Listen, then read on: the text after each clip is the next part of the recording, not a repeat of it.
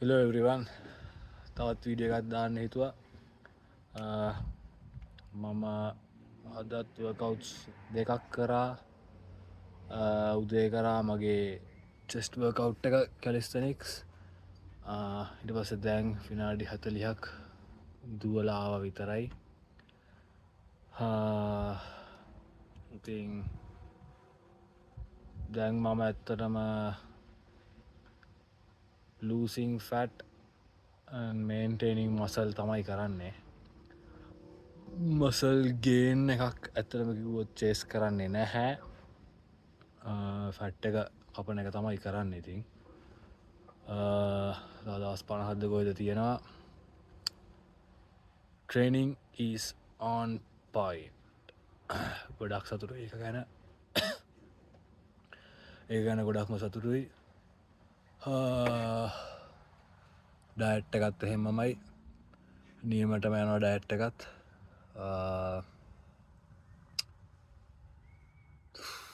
ඔය දෙකම තමයි ඉතින් 24/7 ඔළුවේ රන් කරන්නෙත්.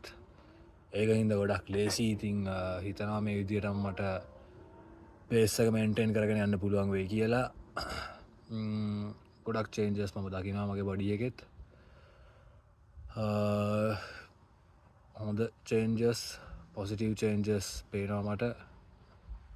මම හිතාගෙන ඉන්න විදිහටම වැඩේ වීගෙන යනවා.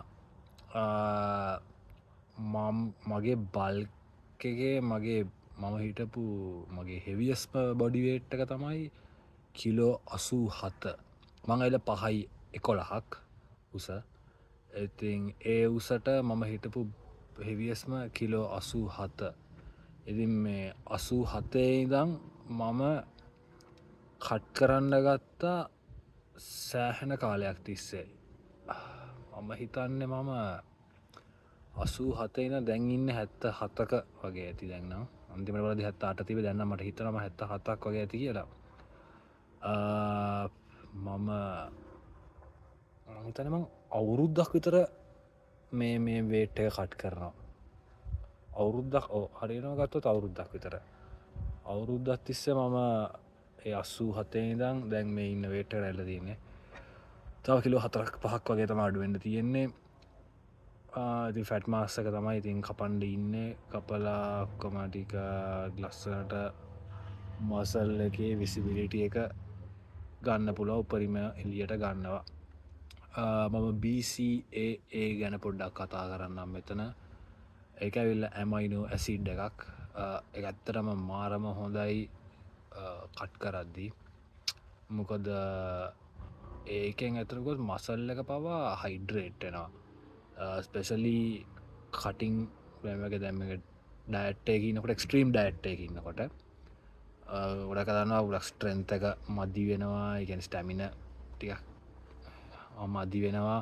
ඉතින් අර ඒ වගේ වෙලාවට හොඳ කික් ස්ටාර්ට් එකක් දෙන එකක් තමයි මේ PCAA එක.